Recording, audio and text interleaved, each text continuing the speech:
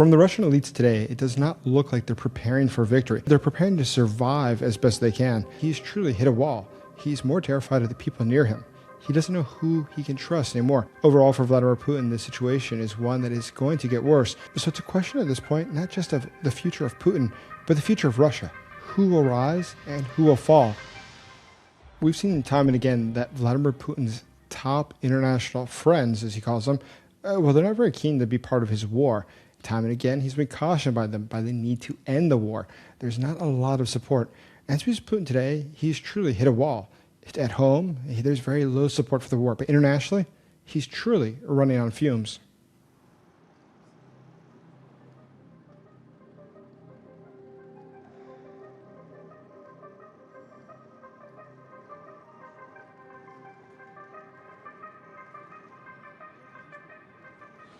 Природа этого конфликта не совсем понятна для многих, в том числе и для нас. Вот просто мое скромное мнение, коль скоро ко мне обращаются, может быть, этот конфликт уже стоит. Increasingly, the people in Vladimir Putin's own circle realize that Putin is weak. We've seen time and again that he is now spending large periods locked away in a bunker. And that's not because he's just afraid of Ukrainian drones. He's more terrified of the people near him. He doesn't know who he can trust anymore.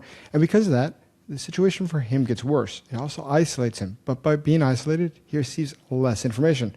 And that's why we continue to see bad decisions coming from Putin, where he's not only perhaps misinformed, but disinformed by those around him that are trying to serve their own purposes.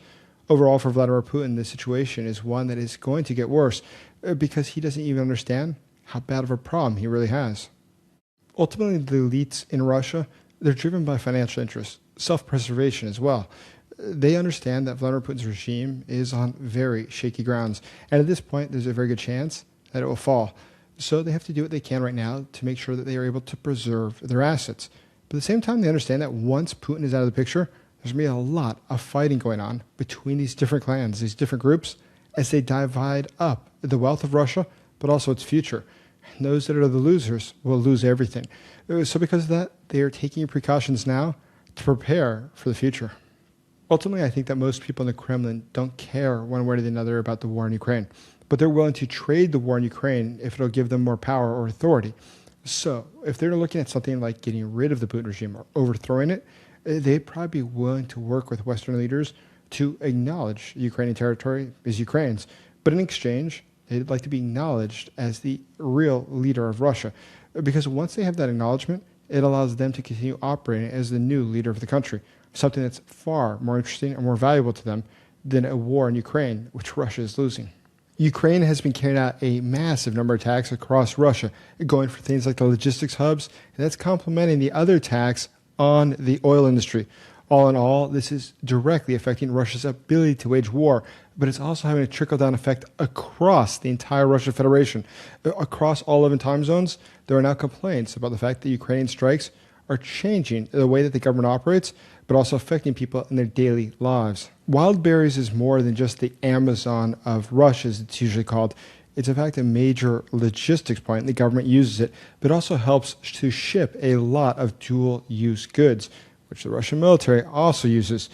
In fact, right now we see that this is going to affect how the Russian military is able to fight the war in Ukraine, by the fact that Ukraine destroying the logistics that help supply the Russian war effort. In Russia, there are hundreds of thousands of businesses that depend on Wildberries. So by Ukraine carrying out attacks on them, it's costing thousands of people their jobs. But more than that, it's getting a lot of businesses to go into the red. And that's why today there's a lot of talk of the government needing to step in and bail them out. The Kremlin, though, it's really tight on cash. So this entire situation is one that spirals, because the government, trying to bail them out, has to take out more loans, has to print more money, and all of it further destabilizes the Russian economy. At this point, it is becoming truly political exposure what the Ukrainians are doing by attacking things like Wildberry. From the Russian elites today, it does not look like they're preparing for victory. They're preparing to survive as best they can. But to do that, they're doing things like trying to withdraw their money from the country. They have a strong sense that things are not going well. And it's probably a very legitimate concern. If you look at the fact that today in Russia, about 1 in 8 of the oligarchs on the billionaire list of Forbes, well, they've had their assets taken by the government or seized by different state institutions. The fear of government confiscation, that's spreading rapidly. People understand that the situation in Russia is bad, but those in the elite, they fully comprehend that the government has no plan to get out of the disaster they've gotten themselves into. Today, it appears that the Russian government has seized more than $58 billion from the elites in Russia, taking over their businesses and assets. The way it's done that is through court orders. Typically, it finds some sort of a justification to then go in and take these assets. But it's sort of absurd the way that it works. If you look at major assets like Tykov Bank, well, the former owner of it, he said that he got paid 3 cents on the dollar of what was the actual value. That bank ended up in the hands of people close to Vladimir Putin. Or look at the Medvedev Airport, the one in Moscow, the second largest. It ended up in the hands of those who own the other airport in Moscow, who's also, by chance, a childhood friend of Vladimir Putin's circle. So when you look at this and you look at how all of these different assets are being divided, it's really not about law enforcement inside of Russia. Right? It's guaranteeing that the elites are able to continue making wealth if they're close enough to Putin. But the elites that are not close enough to Putin in this current situation, well, today they're being robbed by the government at the behest of the other elites. Today we see that the Russian elites are anxious to get their money out of Russia. We've seen a lot of purchase things like foreign real estate, foreign assets. They're also very keen to get things like gold, which makes a lot of sense because rubles, well, they're probably going to lose their value in the very near term.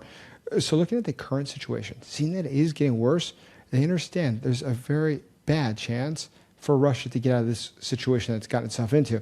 And nobody has a lot of faith that Putin has a real plan to do so. Now, judging by from everything the Kremlin has said, they clearly do not have a strategy to slow down the capital flight. And that's why the overall banking system in Russia, one that already lacks liquidity, is at higher risk than ever of having cascading defaults, something that think tanks linked to the Kremlin predicted last year. Today we understand that the elites of Moscow, they see that the situation is bad. It's probably going to get worse. And that's why they're making plans to get out. Now, this is really important because this is a sign of elite cohesion breaking. In a dictatorship, when the elites believe that the dictator can back them up, they'll stick with him. But when they realize that he might fall, and then we see it start to break. That's one of the most classic signs that a dictatorship is about to fall. Ultimately, you have to understand that the Putin regime, it's really not just like a normal government. It's different clans that are all working together in a general mafia system. Vladimir Putin is ultimately the godfather of the mafia.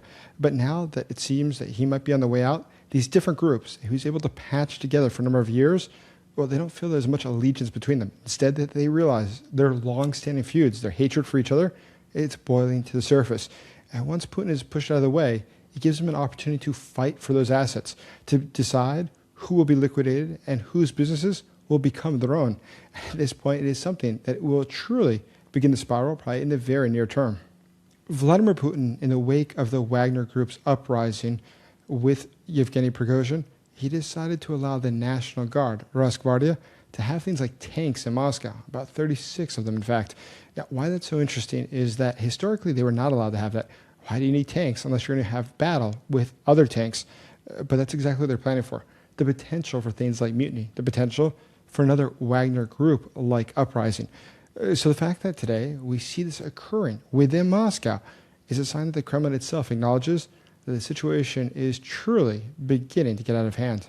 Routinely when one is following the Russian news, you see that a lot of people close to Putin, people from the inner circle, they're dying in sort of record numbers.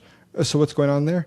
Well, it appears there's a lot of people whose secrets others decide need to be kept forever. And so right now there's a silencing of different people in Russia.